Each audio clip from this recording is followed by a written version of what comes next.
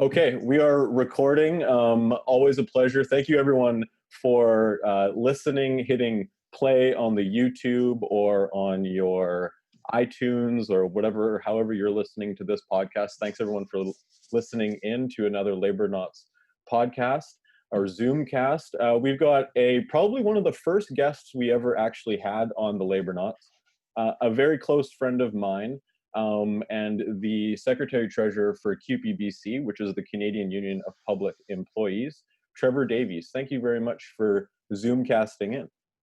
Well, thanks, Carlos, for having me again. It's a pleasure to be on, and I like the reminder that this is it's about the third or the fourth time I think I've been on. So once again, thanks for having me on. You're doing something right. I mean, people just keep asking for you to be interviewed on this podcast, so you must be doing something right. Well, it's the compensation that I get from the show. It's really what keeps drawing me back. That's funny. So Trevor, for folks that actually haven't gone back in time and listened to the podcast that you were on, can you tell us a little bit about what kind of work CUPE members do and kind of what your role is in the organization?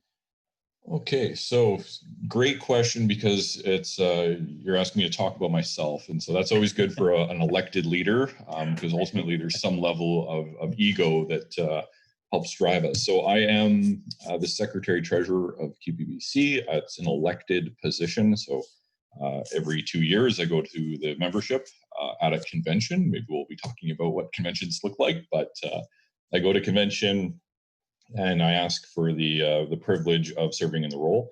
It's in a sense the number 2 position for the organization, the president being the senior officer, but it is a full-time position. And with CUPE BC, I am kind of responsible for both a political type of a role as well as administrative. So it kind of blends between those two, making sure that I'm responsible for the finances and the financial well-being of the organization, kind of how it runs, as well as being a political spokesperson and voice. And so it's a bit of a job where I get to have 2 feet in 2 different areas of the organization, which I very much appreciate and love, because I like actually looking at how organizations run and trying to figure out how to make them run better. Because at the end of the day, it's no matter what the speeches are, the true impact on members' lives and always comes down to actually what you can do behind the scenes, or how those events come together. And so that's kind of what I like really working on. So that's a bit of the role that I have. And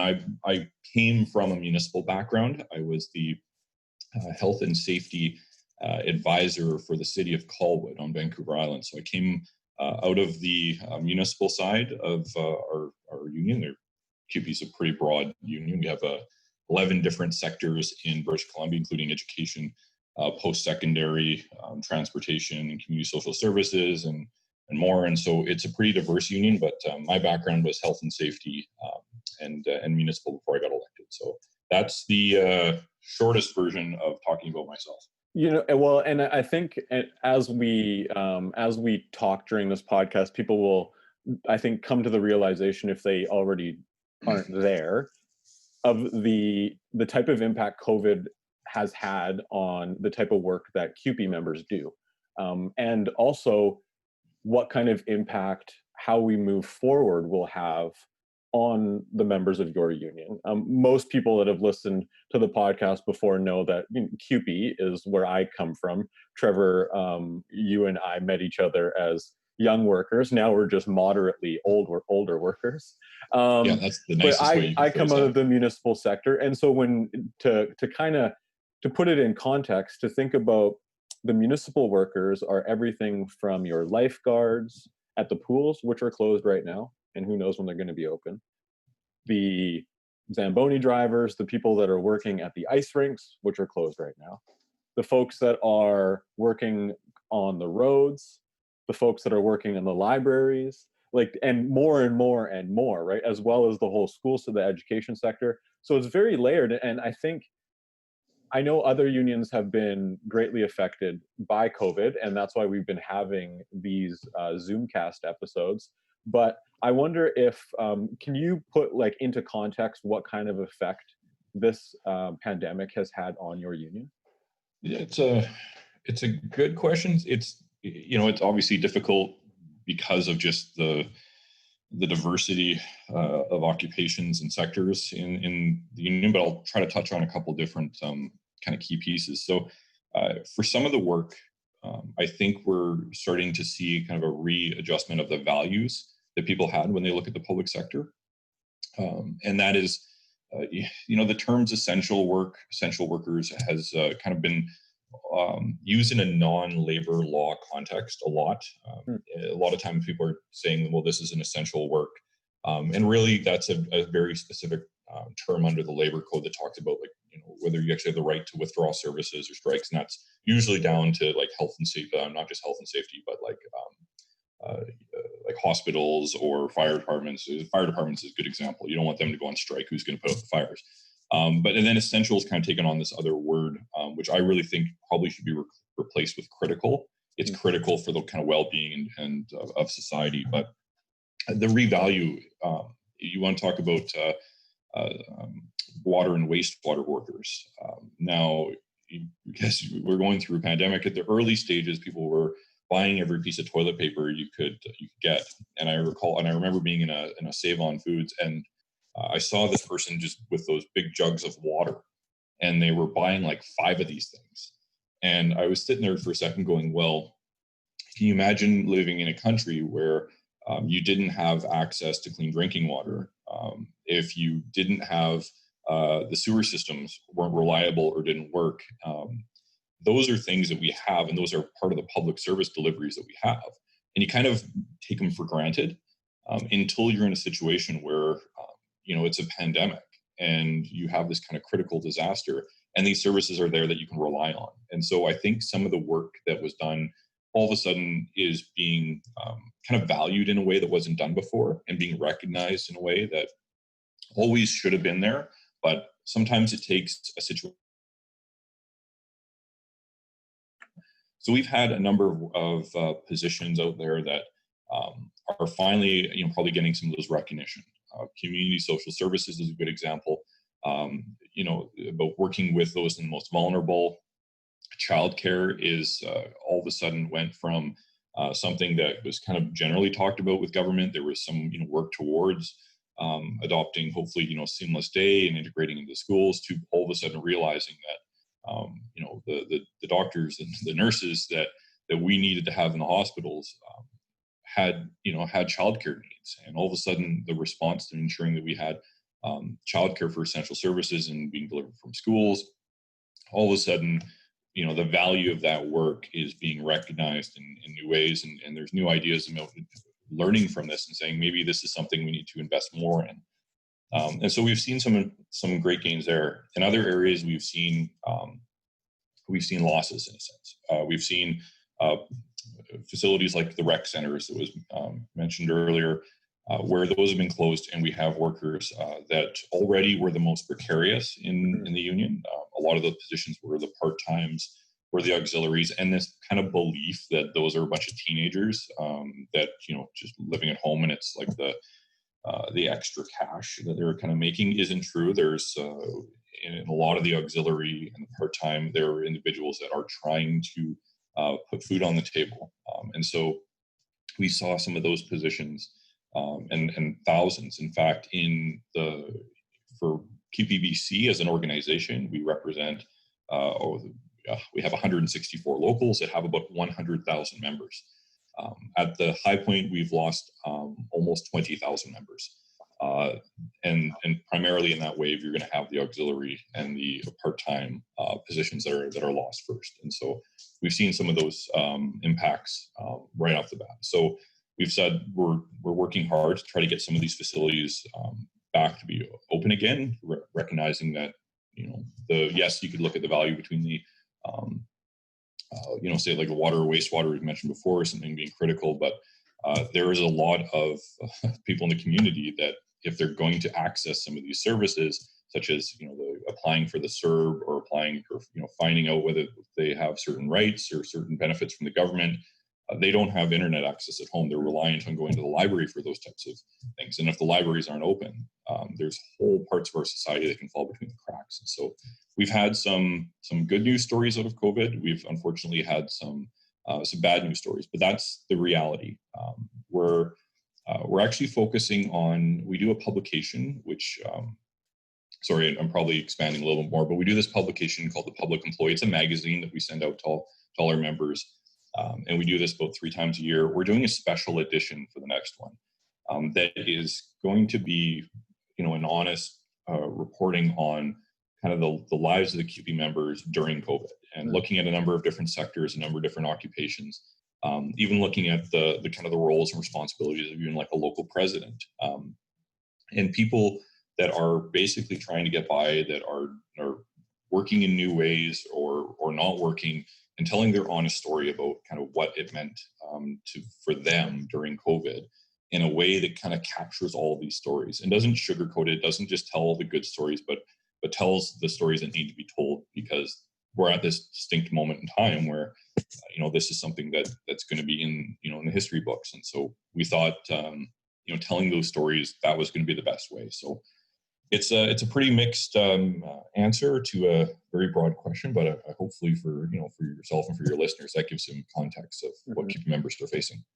Yeah, it does. And I think I'm happy that you brought up the library part of this, because something that I've definitely witnessed, especially when I worked at the United Way for a little bit, is that libraries really in many communities aren't like where you go and get books. It's like a community hub, right? It's where you go and get together with other people, or it's where you go and access different services, whether it's printing or the internet. Or it's just where you go, where they often provide other types of training at the library. So, the libraries being closed, I think, like the ripple effects of many of these places being closed, we probably can't actually quantify them right now. But I think it's important to talk about them. And I'm also happy to hear that you folks are going to be documenting and taking in the stories from your members, because I think we talked a little bit about this before we hit record, but I think right now folks are listening. Folks are looking for more content, and they want to hear from working people. And I think I don't get the labor knots can't say what the responsibilities are of unions, but I think it is a responsibility of the unions that are able to actually communicate with their members and tell their union story to not only their own union members, but to the public. Well, yeah, that's a very good point. I mean, even the work that unions do is in itself is changing. I mean, unions are there to support the members or their members, and what that support means changes. Support means different things to different people, but hearing what the members need in some cases, there's this period of time where they're not going to be working, but they're going to be coming back. There's a period of time where work is fundamentally changing, and how unions respond and how unions provide those services is changing. I've got this whiteboard in my office where, I've got this big line in the center of it, and it's kind of pre-COVID and post-COVID. And you're starting to look at everything that the union was doing, not just what it was doing, but how it was doing it, in the kind of the pre-COVID column, and then trying to look at it and saying like, well, what has changed in not just like what we need to do, but how we need to do it in the kind of post-COVID, meaning that some of these social distancing, some of the limitations on gathering, some of the travel, either restrictions or concerns that members have, they're not going to go away. I mean, some of these things are going to be just a permanent change. And that's one thing I kind of find it's both terrifying and exciting being in an elected position like this, when you're looking at how are you going to support your members, and in some cases the support's going to look dramatically different. Yeah, and we were also talking about, so part of that is, speaking of gatherings, like how do we have events now, right? Like how do we even start to plan for something that we don't know what it's going to look like. So, I know your organization, CUPE BC, had a convention that was planned that obviously got postponed or canceled, or the wording there can be very, very technical, but It like was canceled. eventually people are going to want the opportunity to either vote you in again or not. So or vote me out. so what what does that look like? And really that falls on the elected leadership and staff to kind of figure out what that's going to look like. But I think the post-COVID world is, to me, I find these kind of things fascinating as well as scary. But it's Yeah. also, from the outside looking in, it's also fascinating to kind of see what is the new kind of post-COVID world going to look like. Well, that's there's certainly a rabbit hole to go down, but conventions for your listeners that obviously I'm probably have some sort of keen interest in the labor movement, probably very familiar that's how decision making broadly sense is made. It's you put everybody into a room, and you either have elections, you have debates, you can change your constitution, you can change bylaws, you can change set policies. It's kind of one of those just things you do, and the first time you go to one, you think it's this is kind of crazy, but you kind of see this beauty in the fact of having these representatives come together and debate, duke it out, and you do a lot of business that way. And for me, we do that because, for one, we've always done it. To a certain degree, it's a very efficient way of doing things. If you're going to get everybody together, conventions are sometimes in the thousands, sometimes in the hundreds. For CUPE BC, our convention was roughly around 600 delegates, another 100 guests. We put about 700, 750 people in a room. So well over the 50. And that's the size of organization. Then our national union, there's 3,000 plus people, in a room, and they're flying in from all over the country. For BC, it's all over the province, but it's also one of the biggest financial things that we do. It is the most expensive, event that we hold, or the only thing that we do, and it also takes about 4 months to 5 months of planning over the year. So even if you think about like how the staff are hired, their job descriptions, and about 40% probably of what they do in a year, plus all the costs and everything in the budget, all go into this one event.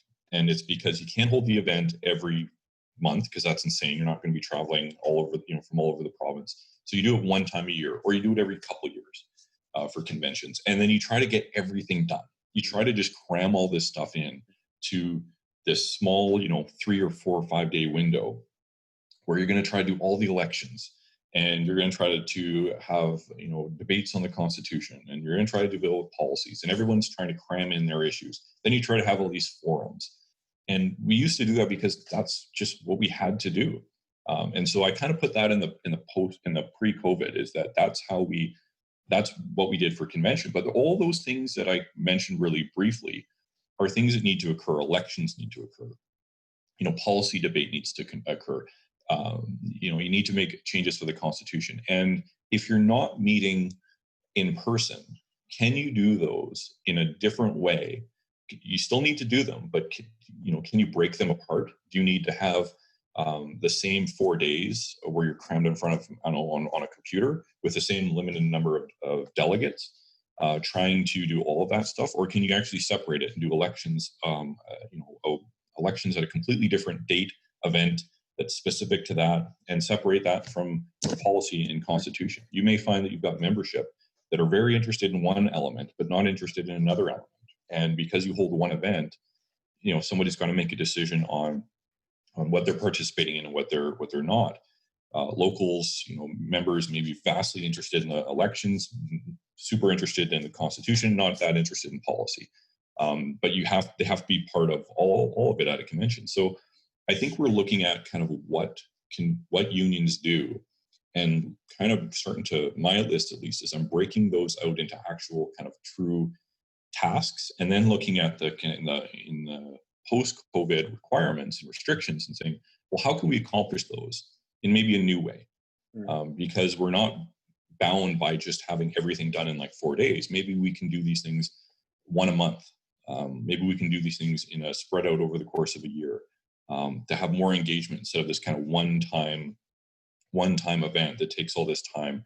And then looking at the costs and those kind of things, because sometimes the cost may go down and your participation may go up, which is one of the things we've seen in a very short period of time with our locals. Is actually we've seen moving on to more online platforms, is we've actually seen an increase of participation of members in their local unions after COVID. After getting rid of in-person meetings, we're actually starting to see more union members engaged in their local politics. So there's some things that I think we can look at, and it's not necessarily 100% positive, but there are some significant opportunities that I think we're going to have to make sure we take advantage of.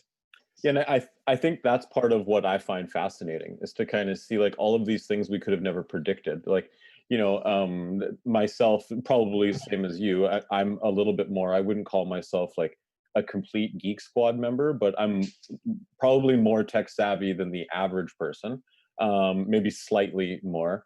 I've always advocated for using stuff like Zoom or Microsoft Teams or Google Hangout or FaceTime for committees to meet together. Easier. It's just an easier way to organize volunteers, if you want to chop it down to just an organizing tool. I find that because of COVID, and before COVID, there was always kind of an apprehension about the tech side of that. Now, almost because it's like we've been forced into using these tools, we're realizing how easy these tools are to use, and therefore, I think the way union executives, the way nonprofit executives or committees get together, all of that will change, because we don't need to bring everybody together in one room and serve out coffee and donuts. All we have to do is create a link, and people can attend from the comfort of their own home or wherever they are. And so I've seen the same thing in my day-to-day job, where I've actually seen an uptick in meetings and an uptick in engagement, which is great. But then, of course, how, as a movement, do we keep those folks engaged as we go back to a new normal? I think that's going to be very interesting. And the good thing about the work that you do and that I do is that unions will do things differently. So we will get to sit back and assess and see how different unions have done things differently, and then kind of figure out what's working best for what union. And then I just find all of that kind of stuff fascinating for me. Yeah, technology is always those fun conversations, because it's always a moment at time conversation. You know, talking about technology every 5 years, it's a completely different conversation just because of the pace. So I remember when I first got elected as treasurer, I think it was my first or second year, somebody actually started talking about Zoom and saying that they use Zoom for meetings. And I think I looked at it at the time and thought, like, it's kind of clunky. It wasn't very smooth. I was like, no, this didn't feel like something that I wanted to really participate in. So I never really pursued it. And we continued on with this committee concept, where someone from 12 or 14 people from all over the province would come together twice a year. We got 21 committees. It's $350,000 that we were spending. A big thing on the budget. Big numbers on a budget in a non-for-profit or union organization always gets a lot of questions, and as treasurer, I get to answer them. And so it was always something that I would either hear some sort of feedback on. So I looked at the online, and it wasn't great. And the conference calls, they're okay, but you don't see people. And then Zoom gets to a point through investment technology that it's what we have and what we're using today, which is incredibly seamless, very well presented, and not only that, it got to the level that it can reasonably replace how we do things in a new way. And it's not 100% perfect, but it got to a level where people could adapt to using it and still be productive. And the best thing about technology is that even 5 years from now, where it's going to be. And one of the opportunities I think that's going to be really exciting is the translation services that are coming in with Zoom, that they're investing in now. And just a little sidebar, because I mentioned investing, and as treasurer, I love that stuff. a lot of companies and a lot of pension plans are probably wishing that they had bought shares in Zoom back in January, because I think the stock has probably tripled. Just to be clear, I bought 4 Zoom stocks at the beginning of COVID. Oh, I had a little smart bit. move. I had a little bit, and those stocks are doing very well now. I had other stocks in some cannabis stocks, if I'm being completely honest, which weren't doing so well. But we divested from those and invested in Zoom, and it was a good move. And yeah, it's a sign of the times, right? Yeah. Well, the key point with that recognizing the stock is the amount of money going into the company, which then can facilitate more research and development or more R&D. So the kind of excitement that I draw out of that is, as a national union, everything that we do, we try to make sure that we translate into English and French. But if you look at the membership across the country, is that there is there's a lot of members that's not, either one of those isn't their first language, or their natural language, or the best language to communicate in. Here we are at a point in time where probably in 5 years from now, the issue of language barriers in participation within unions and maybe not-for-profits is probably going to be eliminated, where you're more than likely to be able to have a Zoom call in a number of years where the captioning that it will appear on your screen is going to be in the language of your preference. So you'll still necessarily hear the speaker and their tone, and maybe you'll be able to see body language and various things. So you'll be able to see if somebody's, if their facial expressions, which is a key part of communication. But you'll be able to, no matter what language is being spoken, it'll be translated to the language of your preference in real time. You could end up having committee calls where you have everyone is speaking a different language in a sense, but they're all able to participate, have a real dialogue and exchange of information and ideas. And I think that's going to really start opening up the kind of the democracy of unions. And so that's one thing where, again, 5 years ago, I was looking at Zoom and it wasn't something that was overly interested, didn't excite me that much. Today, it's at a point where I go, okay, we can actually start shifting how we do things because the technology's gotten to this point. And I'm looking 5 years from now going, okay, if we adopt it today, the ramifications are going to be fantastic in some ways because of the technology advancements, especially with languages, that we're going to be able to have a much more democratic, much more inclusive, and much more educated union as we start getting a lot of these voices that aren't often heard, because again, the communication is often one way. All of a sudden, this unions going, or labor movements, I think, are going to start looking a lot different. I think they're going to look better because of that. I wonder if that type of technology too, if you look at it on a global scale, right, with some of the global solidarity efforts that we make and some of the work as we become kind of a more connected world as an entirety, that things will just become, it's going to be easier to communicate and to strategize with folks kind of no matter where they are, no matter what language they're speaking. And it really does create a more kind of inclusive way of doing things, which I think is fascinating, but I also think it's good. Like it's all in all, it's a good thing for us. So I am, and we talked about this, I do want to talk about what's currently going on around the Black Lives Matter protests and all of that, but I'm not done asking you questions about the municipal side of things. So I don't want folks to think that we're going to glaze over that. So when it comes to the municipality stuff, though, I know CUPE has a campaign advocating for or asking government, the federal government, for money to be funded, for money to be made available for municipalities. Because the reality is, as we talked about all of these different publicly owned and operated facilities that are shut down, municipalities are going to be in a shortfall this year, for sure, and might likely be at a shortfall in following years. And so I saw that CUPE was putting out a call to government for funding, and I know the federal government gave a little bit of money since that call went out, but I'm wondering if you can talk about how important it is for these municipalities to get this funding so that we can see not only people getting back to work, but really our communities continue to function in the way that we're used to them functioning. Yeah. So the crux for municipalities is, there's two pressures on them. One is that they've been kind of the term is downloaded onto for decades, for providing more services to communities that previously were done by provincial governments or even potentially federal. And so the demands on municipalities typically have grown more and more. So that was kind of this long-standing, prelude to COVID, was municipalities often like having to pick up more and more services.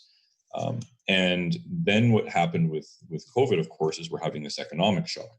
So remember, if you for those who own a home or a business, when tax time comes, it's a point in the year, you got a calendar, you get your tax notices from the municipalities.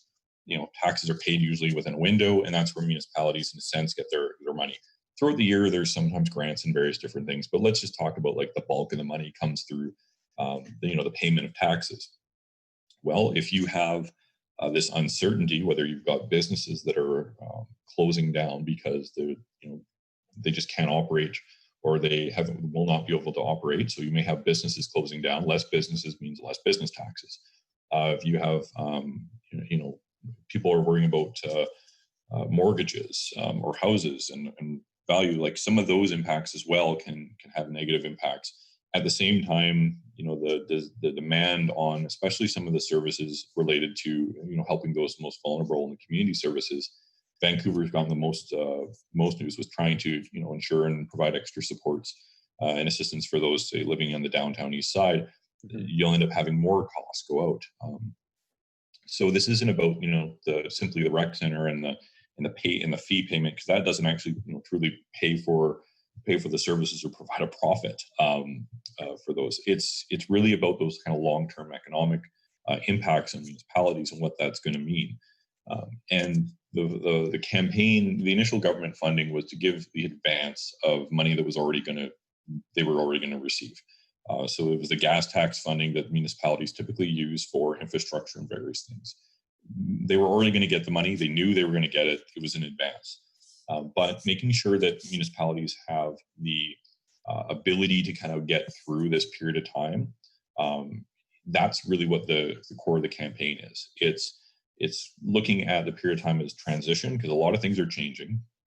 I think that's probably the one of those great conversations we had before you hit the record button, was kind of at this period of significant change that we're facing, both socially, or social conscious, as well as technology and COVID. But this is one of those things that we need to figure out how to help transition municipalities so they can help get through this, because the services they provide can't just stop. You have to provide those. So there may be different ways. Municipalities at their core, can't start running deficits. That's not allowed. So how do you transition through a period of change? And in a sense, federal government is doing this by incurring debt. I mean, that's how the federal government is getting through this period of time. Provincial governments doing the same thing. They're incurring debt because the view is that they have the ability to take on the debt. They have both financially and just the fact of the government has the ability to take on that kind of debt, and they're using that debt to help transition the society and citizens through this period of time. And the federal government's doing that, provincial government's doing that, but other levels of government can't do that. And so that's part of the campaign, is having that recognition that the federal government, but necessarily maybe it's not a good thing if we just give all the municipalities the right to do that all the time, but through this period of time, the federal government, provincial governments can step in and ensure that level of government continues to be able to provide the services that the citizens need through this period of time, and to make sure that they can come out of this, just as strong, if not stronger, providing those vital services. And that's really kind of the core of that's the very long-winded version of what the campaign and what we're hoping to see out of this. Well, it's an important part, right? I know when, as same as you, I've got friends that have nothing to do with the labor movement or anything of the sort. And when I talk to them about, asking the government or demanding that the government or slightly nudging the government towards funding municipalities, how important it is, it takes kind of describing why it's important for people to then kind of go like, oh yeah, okay, I guess, yeah, that it's a good point, right? Like not a lot of people think of their municipality as one of the biggest employers, not just to direct employees, but also to contractors in our municipalities. Like they're a massive employment, or a massive employer, right? And I don't think a lot of people think about that. No, and it's I mean, we touched a little bit on libraries, for example. A lot of the funding is coming out of the municipalities, and that also includes making sure that they've got recreation facilities. Again, from ice rinks, touching again a little bit on the Lower Mainland, the P&E. There's thousands of jobs that are sometimes somebody's first job. Some people were working there for their entire careers, but those are also places that recognize that there's other elements for us that we need. We need those kind of social elements. We need some of those the physical elements that just what makes us human. And so having the recreation facilities, having libraries, having things like the P&E, not losing those types of things through this, those are hard to sometimes truly measure. And sometimes it's easier to look at the roads and the potholes than and try to pick value.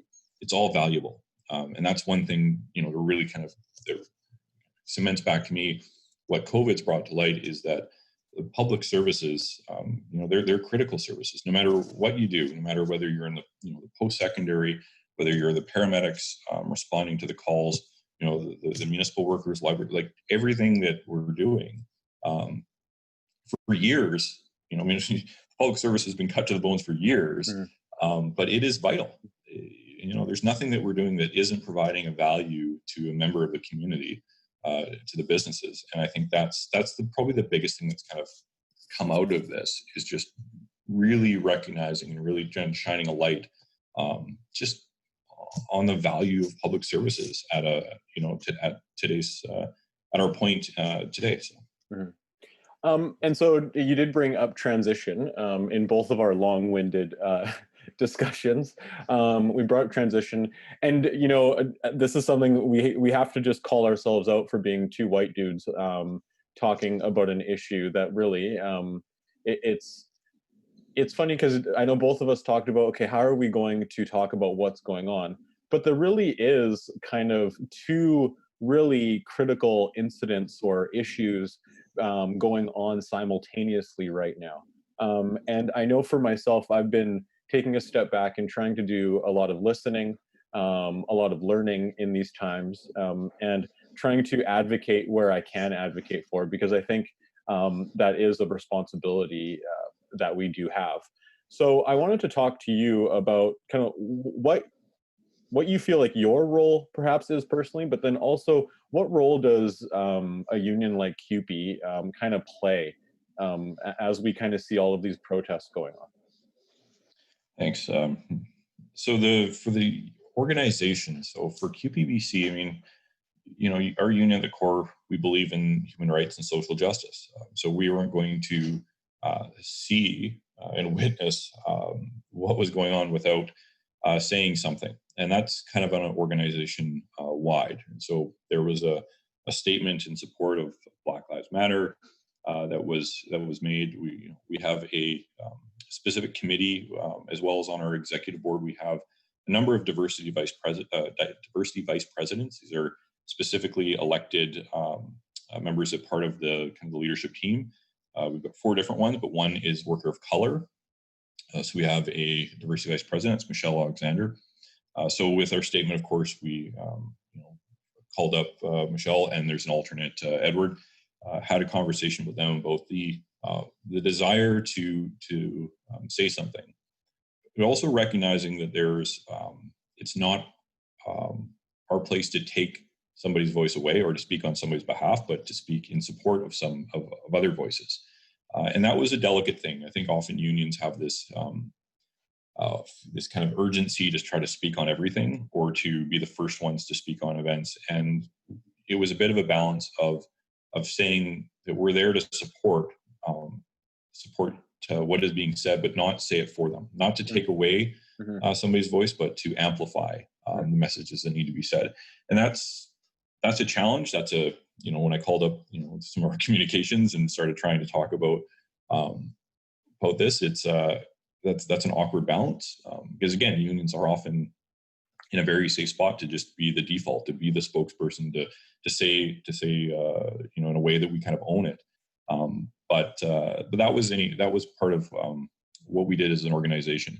And then as an individual, I mean, you're right. There's this balance between, the looking at social media and seeing thousands of statements, and a lot of it kind of feels a bit defensive from individuals, and it's like me being the white guy saying like, okay, well, this is really bad, but it's not me.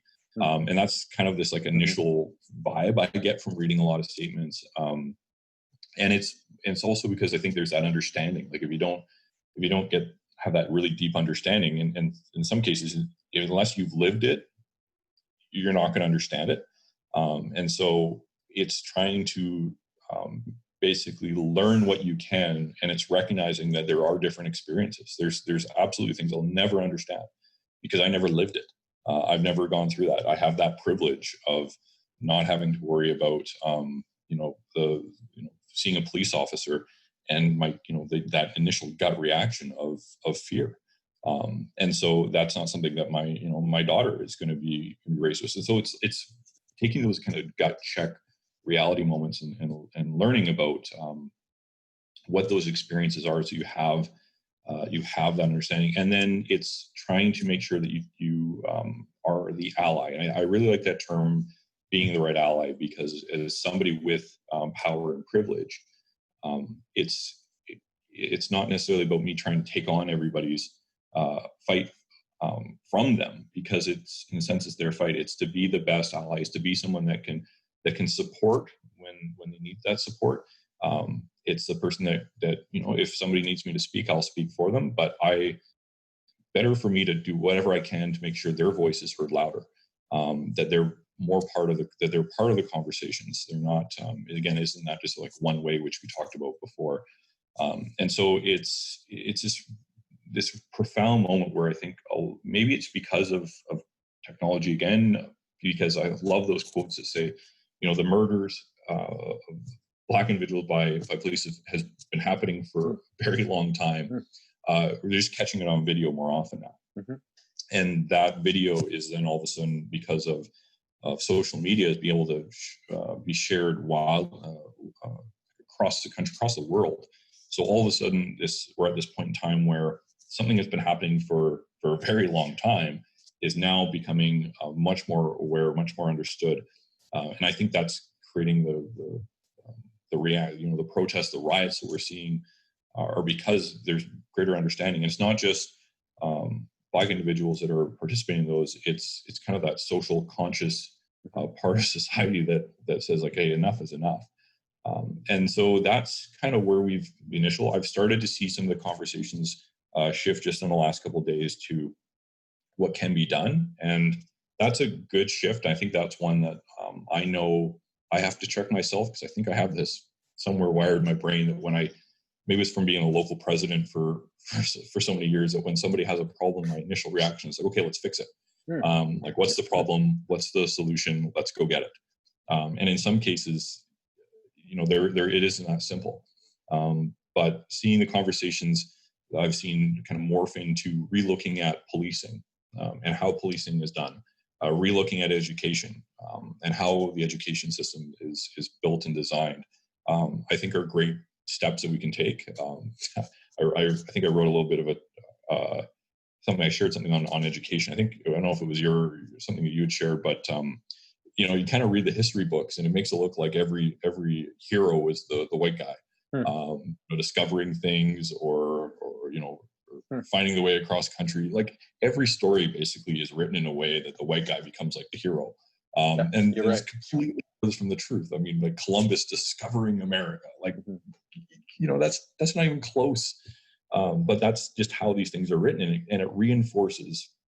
And so I think that there's, these, in changing an education system, changing in policing, even though there's examples, takes a great deal of effort, but hopefully this movement that we're seeing right now is equal in towards the movement that's needed to have these changes occur. And as a union and as a union activist and as a union labor leader, I think it's my job and obligation, as well as the organization, to support those calls to action and to make them louder and make sure that they are heard by those that have that decision making. So that's, yeah, hopefully that answers a very challenging question. I think you nailed it by saying, you know, I think like amplifying, the word amplifying is the correct word to use there, to kind of use our privilege to amplify the message of others where we can, and where it's wanted. Like I think it's funny, right? Because in your nature and my nature, and I think in just about every activist nature, as soon as you see some sort of injustice happening, you want to fight back instantly, right? But finding the way to fight back, and finding your role in that fight back, I think is very important. And it takes a lot of kind of looking inward, realizing where we're at, where you're at individually, and then kind of going about how you get involved in the right way.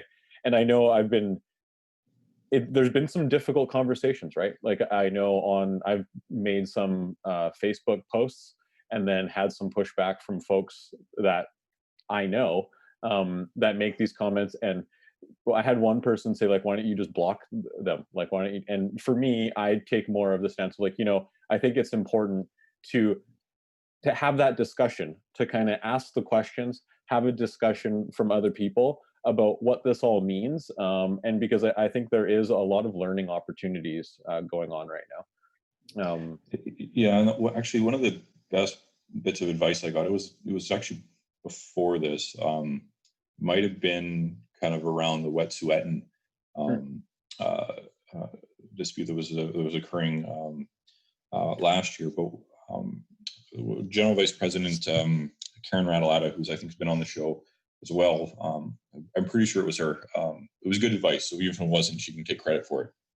But was to look at your kind of circle of influence, or I'm trying to get overly fancy. You look at who you're following on social media that you're interested in, and everyone's got different interests. I mean, if you really can look down to it, I follow people on Twitter that I feel that, you know, the politicians, the political commentaries.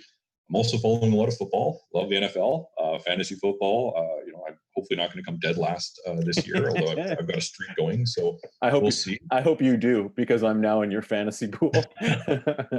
I'll never live that down. We'll do a whole podcast just on my failures in fantasy football. But as well as I follow, you know, economics and investors. That's what I'm interested in. Mm-hmm. And so the advice is look at who you're following. And when you look at who you're following, if they look all just like you, you're probably limiting yourself to voices and opinions that are pretty much just already what you know, you're not really expanding. And so challenge yourself. It was challenge myself to stay within, you know, what I'm interested in, but look for those individuals that have different experiences that don't look like me. And start following them and start hearing about, you know, their thoughts and their opinions about, you know, the subjects that you're interested in, but from a different point of view. And, you know, in some cases it was kind of eye-opening. You know, you don't, just because you follow someone doesn't mean you always have to. You can realize that, okay, you know, don't like that one, try something new. But that started all of a sudden shifting about what I was hearing and how I was hearing it.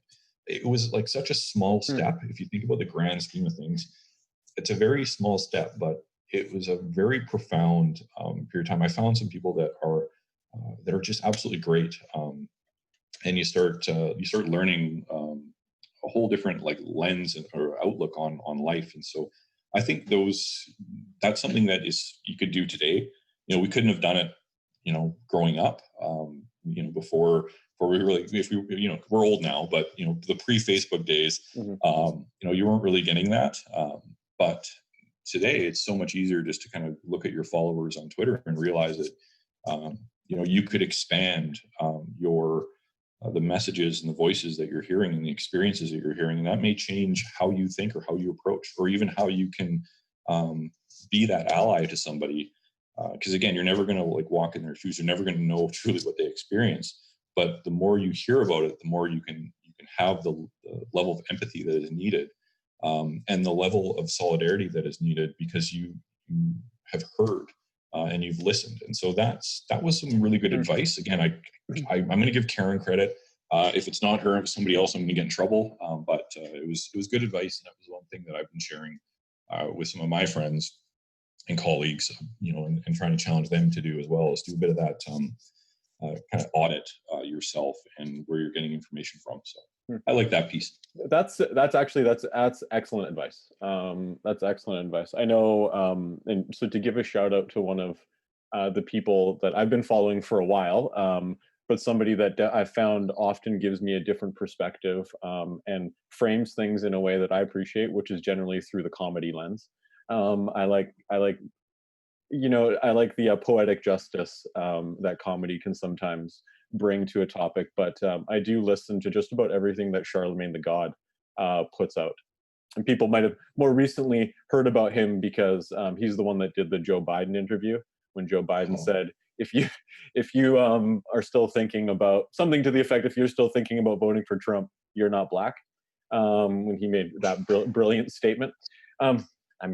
Anyways, a completely different podcast, but that is somebody, and the podcast is called The Brilliant Idiots. It's one that I listen to. Feel free. It does get inappropriate for folks. Sorry about that. But like I said, I love comedy. Look, man, thank you very much for coming on the podcast. This one was a relatively long one, but it is always a pleasure talking to you. And I think we made it through this one pretty good, right? What do you think? Well, we got COVID and Black Lives Matter on agenda. That's a pretty big agenda. Those are two pretty big subjects. And so thanks to you for inviting me on and to talk about two critically important issues. And I always appreciate the opportunity to come on, and I can't wait for next time. This is kind of, I'm assuming this is kind of like Saturday Night Live, where after you get you host so many, or you participate in so many, you get to put a jacket maybe. I don't know what the next thing is, a jacket. But yeah. Maybe you get a T-shirt when we make T-shirts again. You make T-shirts again. One Movement Threads is going to be making some Labor Knot shirts. I actually have the blank black shirts in the corner of this room, but maybe you get one of those. That's about the best we can do. Sorry, man. It's it's limited funds around here. The labor we're a grassroots podcast. I love it. Wouldn't have it any other way. We don't have Spotify knocking down our door. And you won't with guests like me. I don't know if I can if you'll be getting any attention. This one, it was slightly more entertaining than your treasurer's reports, I'm sure. Okay. I appreciate if folks want to find you, Trevor, because I know you are on Twitter, or if they want to find out more about what CUPE has going on, how would they find that out? So on Twitter, it's T Davies CUPE. It's generally speaking, if you're looking for me and you're you know how Google works, pretty much CUPE is where you're going to find. We've got all our links off our website to all our social media, and definitely encourage you to follow as well. We're always trying to promote and share those voices for those who believe in human rights and social justice, and so. We look for the opportunity to follow you as well. So if in doubt, Google CUPE and you will find us. Awesome. And if you haven't already done so, please follow the Labor Knots on all things social media at Labor Knots. Pretty easy. If you want to find out more about what I'm doing and see really cute pictures of my wonderful 3-year-old daughter, then you can follow me at Say Hi to Carlos. Thanks again, friend. Absolutely. Anytime. Thanks, Carlos. All right. Take care, everybody.